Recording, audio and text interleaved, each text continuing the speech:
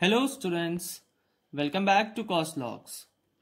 हमारे चैनल पे फिजिक्स की सीरीज चल रही है जिसमें हम लोगों ने लास्ट टाइम ऑसिलेटरी मोशन और पीरियोडिक मोशन को कवर अप किया था। आज हम उसी सीरीज में आगे बढ़ेंगे। आज का हमारा टॉपिक है simple harmonic motion, that is in short we call it SHM।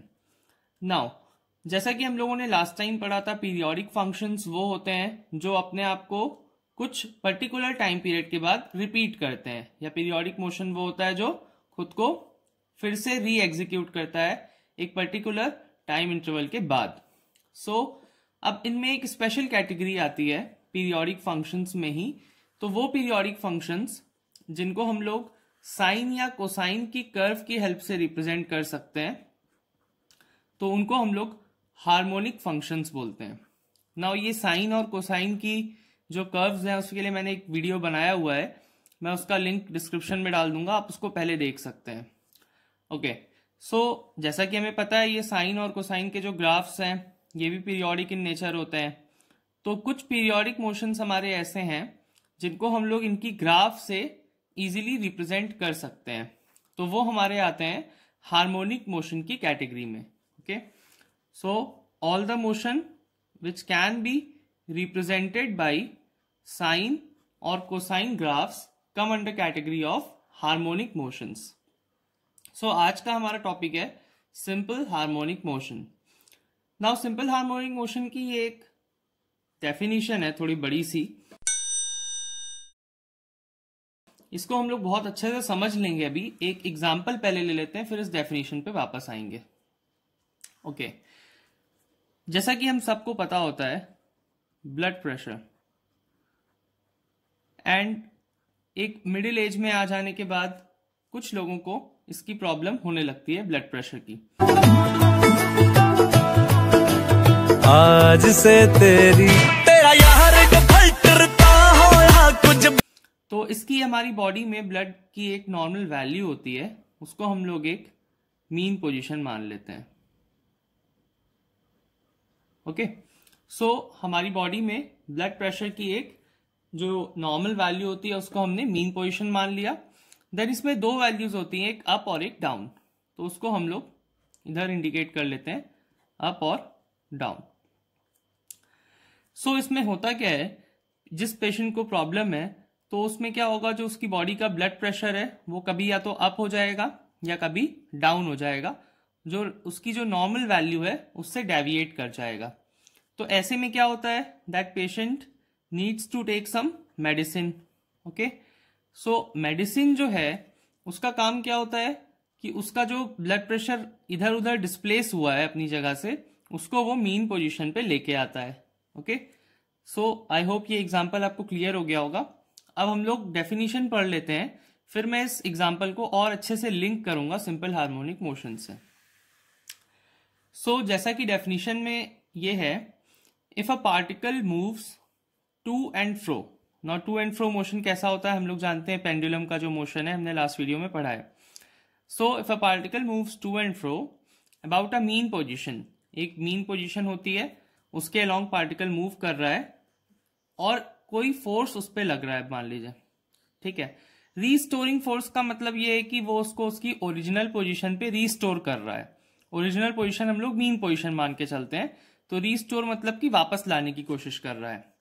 और ये जो फोर्स है ये डायरेक्टली प्रोपोर्शनल है डिस्प्लेसमेंट के, मतलब वो अपनी पोजीशन से, मीन पोजीशन से जितना ज्यादा पार्टिकल डेविएट होगा तो उतना ज्यादा ही ये फोर्स भी एक्ट होगा, मतलब उतना ज्यादा लगेगा, उसको वापस लाने की कोशिश करेगा। And is always directed towards mean position, मतलब कि जो फोर्स है वो पार्टिकल को हमेशा मीन पोजीशन की तरफ वापस लाने की कोशिश करेगा। अब हम देखते हैं इसको एग्जाम्पल से कैसे रिलेट कर सकते हैं। हमने मीन पोजीशन को जो रेगुलर ब्लड प्रेशर है वो मान लिया।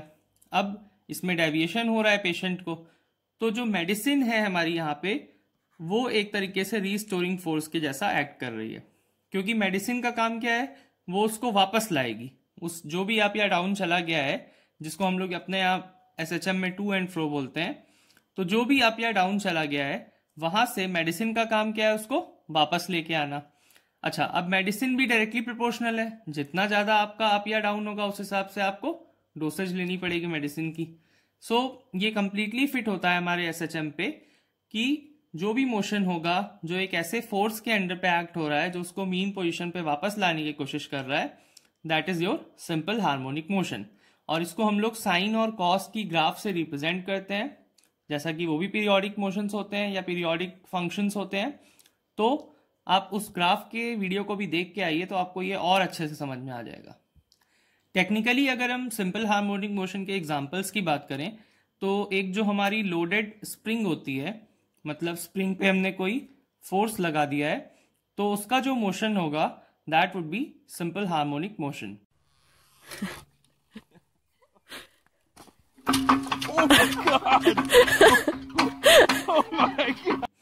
नाउ जो ट्यूनिंग फॉक्स होते हैं, जैसे कि उसमें हम लोग एक पर्टिकुलर वाइब्रेशन प्रोवाइड करा देते हैं तो उनका भी to and fro motion execute हो जाता है। तो ये दोनों बेटर एग्जांपल्स हैं सिंपल हार्मोनिक मोशन को रिप्रेजेंट करने के लिए।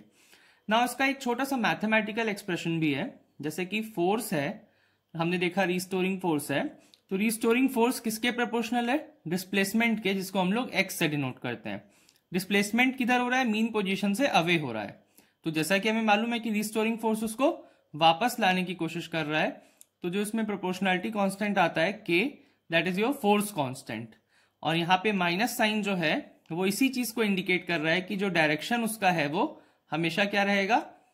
फोर्स का अपोजिट टू दी डिस्प्लेसमेंट रहेगा, वो उसको मीन पोजीशन की तरफ वापस लाने की कोशिश करेगा।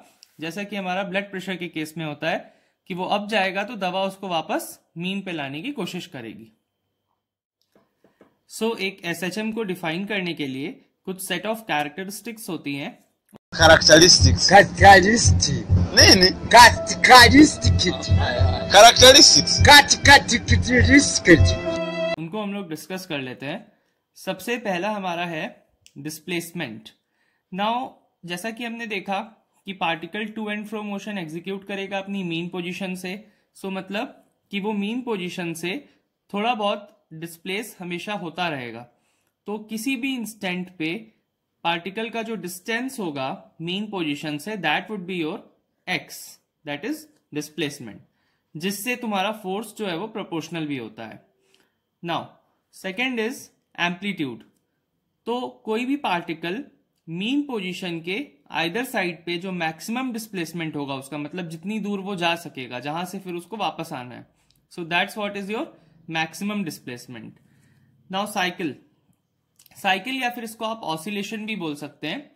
तो एक complete back and fourth motion को हम लोग साइकिल बोलेंगे, मतलब कि एक बार अपनी मीन पोजीशन से राइटवर्ड्स गया, फिर वापस इधर आया लेफ्टवर्ड्स और मीन पोजीशन पे आ गया, मतलब इनिशियल पोजीशन पे वापस आना है पूरी साइकिल कंप्लीट करके। नाउ टाइम टेकन जो एक साइकिल को कंप्लीट करने के लिए होता है उसको हम लोग कैपिटल टी से डिनोट करते हैं और that is your time period. And अगर हम लोग ऐसा करें कि हम ये बोलें कि टाइम फिक्स कर दिया है हमने कि 1 सेकेंड में कितनी साइकिल्स कंप्लीट हो रही हैं, तो वो फ्रीक्वेंसी हो जाएगी। इसको एक एग्जांपल से समझ लेते हैं। जैसे मैंने बोला कि हाफ सेकेंड लग रहा है एक साइकिल को कंप्लीट करने में, ठीक है, तो उसका टाइम पीरियड क्या हो गया? हाफ सेकेंड या फिर 0.5 सेकेंड। अब मैं बोल रहा हूं कि 1 सेकेंड में उसका कितना बार साइकिल कंप्लीट हो जा रहा है? तो 2 बार, तो उसका फ्रीक्वेंसी क्या हो गया? 2। इसीलिए इसका जो यूनिट है वो भी क्या होता है? Second inverse. नाउ एक इसमें थोड़ी सी टेक्निकल क्वांटिटी है, या आप कह सकते हो कि एक टेक्निकल कैरेक्टरिस्टिक है, that is your face of SHM. तो किसी भी एसएचएम के फेस को डिफाइन करने का मतलब ये है कि उसकी एक पूरी, किसी भी इंस्टेंट पे एक पूरी उसकी कंप्लीट इन्फो देना होता है। तो ये हम एक मैथमेटिकल एक्सप्रेशन से रिप्रेजेंट करते हैं, जिसको हम नेक्स्ट वीडियो में इलैबोरेट करेंगे। अभी हम ये समझ सकते हैं कि एक पोजीशन और डायरेक्शन एक इंस्टेंट पे जो बताता है पार्टिकल की, तो वो आपको फेस से पता चलेगी। मतलब face will define position and direction both of a particle at any instant. So I hope आपको सिंपल हार्मोनिक मोशन और उसकी ये सारी कैरेक्टरिस्टिक्स अच्छे से समझ में आ गई होंगी। कोई भी डाउट है तो कमेंट कर सकते हैं। चैनल पर नए हैं तो सब्सक्राइब कर लीजिए and please share my video.